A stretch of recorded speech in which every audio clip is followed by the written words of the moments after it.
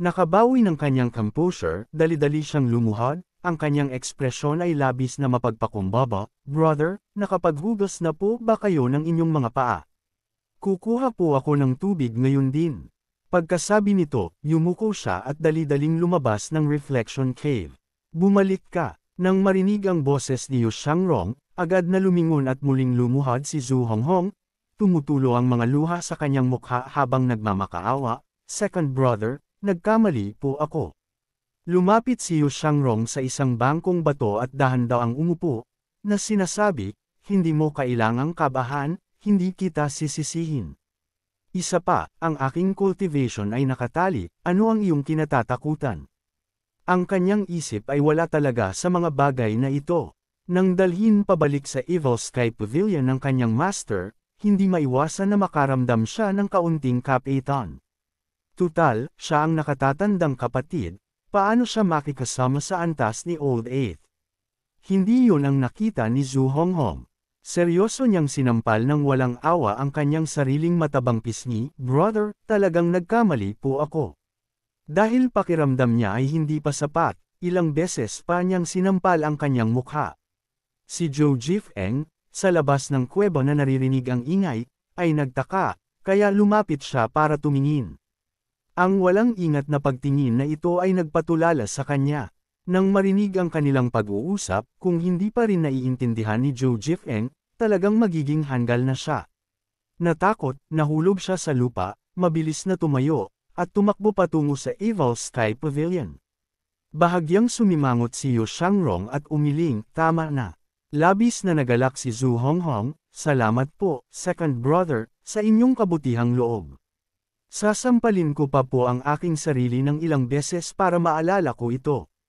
Nagpakita ng ngiti si Yu Shangrong, Old Eighth, matagal na rin tayong hindi nagkikita.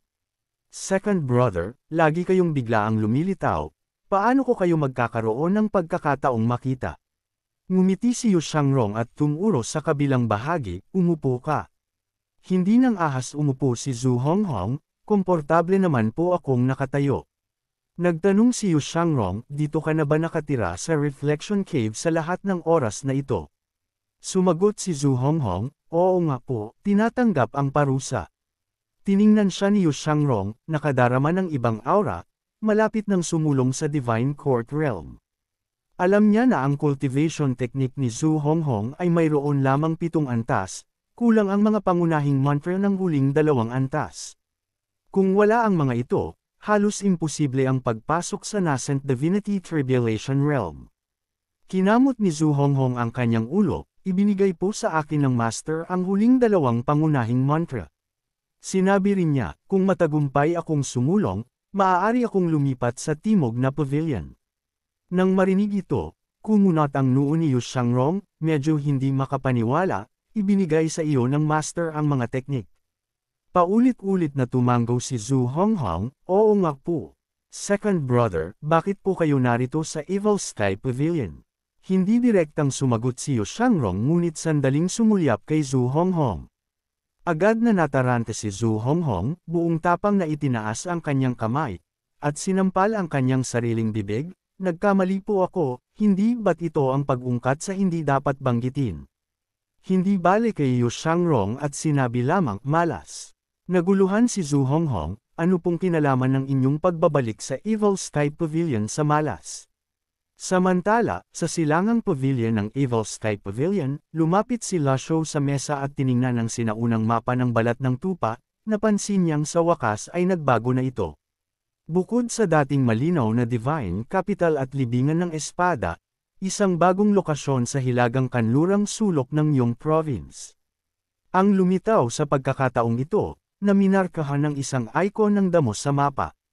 May pagdududang tiningnan ni Lasho ang maliit na damo, biglang naalala ang naunang abiso ng sistema, mag-trigger ng isang quest. Anumang kanyang aksyon ay maaaring mag-trigger ng isang quest. Ibig sabihin ba nito na ang paghuli kay Yu Shangrong ang nag-trigger sa Zunhua Grass quest? Pagkatapos ay binuksan ni Lasho ang interface ng system quest, tinitingnan ang pangunahing quest, baguhin si Yu Shangrong. Mayroon ding 2 sub-quest, isa tungkol sa haba ng buhay ng Zunhua Grass, at isa pa tungkol sa pagbubukas ng bagong balumbon ng Heavenly Writing. Sa katunayan, mula sa kanyang kamakailang pakikipag-ugnayan kay Yu Shangrong, ang quest na ito ay tila malayo sa pagiging simple. Hinimas niya ang kanyang balbas, nag-iisip bakit gustong patayin ni Jitian daw ang kanyang disipulo. Habang siya ay nag-iisip, tumunog ang abiso ng sistema, ding. Para sa pagpaparusa kay Zhu Honghong, tumanggap ng 50 merit points. Nang marinig ito, medyo nawala ng imik si Lasho, paano siya makakakuha ng merit points sa ganitong mga pangyayari. Itinigil niya ang pag-iisip sa mga pansamantalang hindi masagot na tanong na ito at tiningnan ang kanyang inventaryo. Avatar man o 9 cycles of yin and yang, upang makapasok sa nascent divinity tribulation realm, kailangang magtipo ng 100 tribulation insight avatar. Muli niyang binuksan ang tab ng item card, natuklasang tumaas na ang mga presyo. Malinaw na pinipilit siya ng sistema na gumamit ng mga card ng matipid. Ang pagpatay sa isang pangunahing cultivator ay nagbibigay lamang ng 1,500 merit points, ngunit ang pagbili ng isang card ay nagkakahalaga ng 3,000 merit points. Sino ang gagawa ng ganitong luging transaksyon? Gayunpaman, hinimok din siya nito na patuloy na lumakas. Nang papalapit na ang gabi, tiningnan ni Lasho ang dalawang gawain at ipinikit ang kanyang mga mata upang pag-isipan ang Heavenly Writing.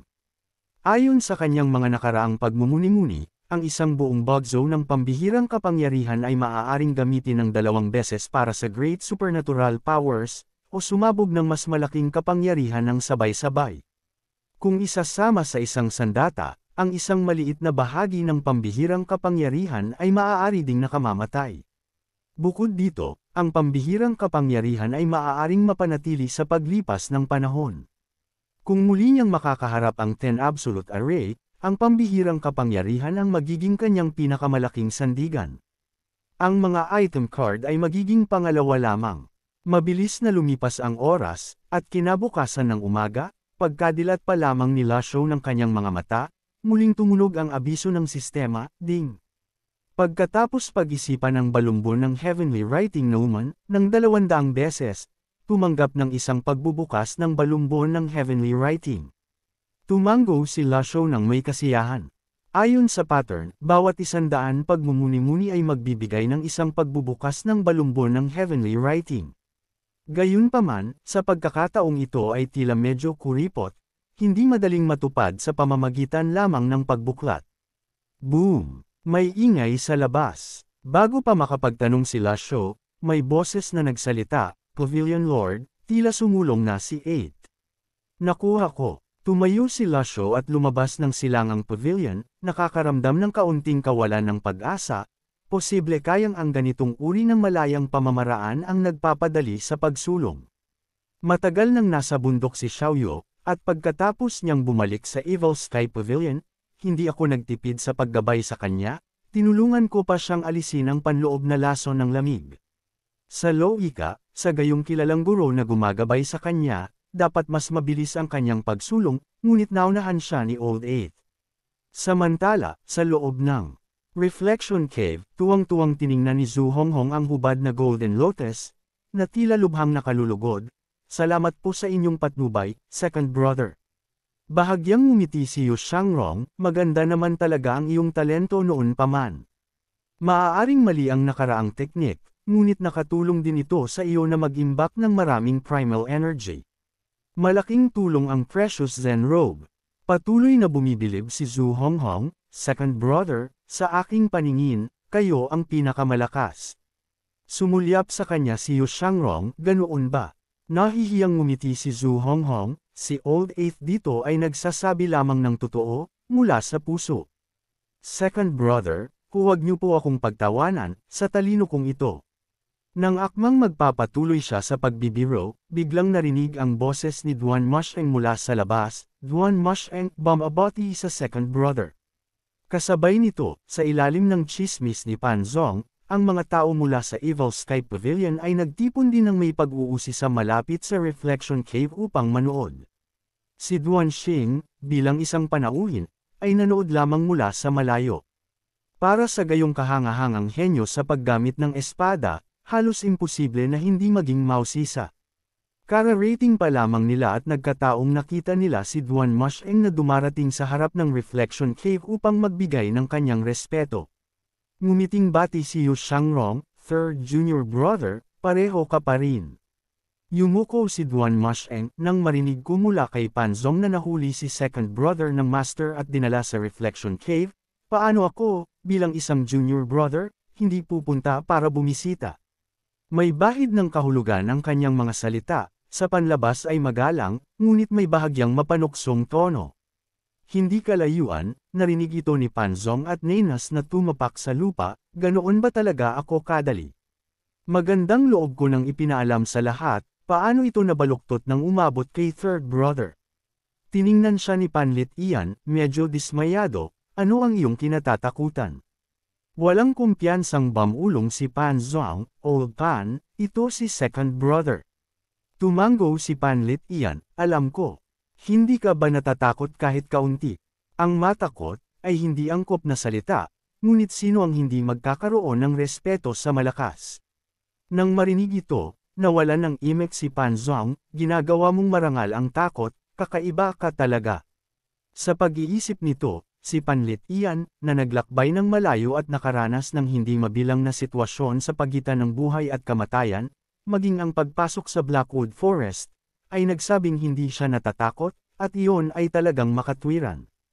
Sa panahong ito, nagkasama sina Panzong at Panlit Ian, at madalas marinig ni Panzong siyang magyabang tungkol sa kanyang mga nakaraang pakikipagsapalaran. Sa loob ng Reflection Cave, ngumiti si Yu Shangrong at sinabi, third junior brother ay mas lumakas kaysa noon. May kumpiyansang sumagot si Duan Musheng, salamat sa patnubay ng master, nakamit ko ang ilang maliit na tagumpay. Ilang dahon, katatapos lang ng 3 dahon. Nang marinig ko mula kay Panzong, ang cultivation ni second brother ay nakasara. Junior brother, na kulang sa talento, ay gustong makipag-spar sa second brother. Sa sandaling ito, isang babaeng cultivator ang mapanuksong tumingin kay Panzong, may asawa ka na ba? Matapat na umiling si Panzong. Mayroon ka bang espesyal na isang tao? Nang marinig ito, muli siyang umiling. Siguro hindi na siya magtatagal. Sobrang trahedya, sayang, pero ang mamatay sa kamay ni second brother ay isa ring uri ng kaligayahan. Hindi naman masamang mag-isa, kung mamatay siya, mamatay na. Nang marinig ang panunukso mula sa mga taong ito, agad na natigilan si Panzong. Sumulyap sa kanya si Yu Shangrong at mahinahong nagsimula, makinig ka sa payo ng iyong nakatatandang kapatid, mahina ka pa. Itinaas ni Duan Musheng ang kanyang Overlord Spear at itinirik ito sa lupa, paano ko malalaman kung mahina ako kung hindi ko susubukan? Hindi ako magsamantala sa iyo, hindi ako gagamit ng primal energy sa ating spar. Paulit-ulit na kumaway si Zhu Honghong, bakit niyo itong ginagawa, kayong dalawang magkapatid? Old Eighth, tumabi ka, sabi ni Duan Musheng nang hindi man lang tumitingin kay Zhu Honghong. Nang makita ang kanyang pagpupumilit, umiling si Yu Shangrong, huminga ng malalim, itinaas niya ang kanyang longevity sword, bahagyang kiniskis ang kanyang hinlalaki, at humugot ang longevity sword. Hawak niya ang espada sa kanyang kanang kamay, itinaas ito patungo sa harang, pinindot ito, at bumukas ang harang, lumabas si Yu Shangrong. Nang makita ang eksenang ito, tumango si Panlit Ian ng may paghanga, tulad ng iniisip ko. Kapag ang pagkakatugma ng sandata sa may-ari nito ay umabot sa isang tiyak na antas, maaari nilang kontrolin ito, at kapag nauunawaan din nila ang mga porma sayon, madali nilang mahahanap ang mga mahihinang bahagi ng harang at makapasok at makalabas ng walang kahirap-hirap. Minsan din niyang nabanggit ito kay CIU Honor. Pagkalabas ng Reflection Cave, direktang lumapit si Yu Shangrong kay Duan Musheng. Lumapit siya, halos kalahating talampakan ang layo, ang kanyang figure ay mas payat, mas matangkad pa si Yu Shangrong. Sa tangkad, mas matipuno si Duan Musheng, na lalong naging maliwanag nang magkalapit sila. Gaya ng kasabihan, ang matatapang ay mahuhusay, at ganoon din si Yu Shangrong. Wala siyang primal energy, gayunpaman ay mayroon siyang lakas ng loob na tumayo ng kalahating talampakan ang layo mula kay Duan Musheng.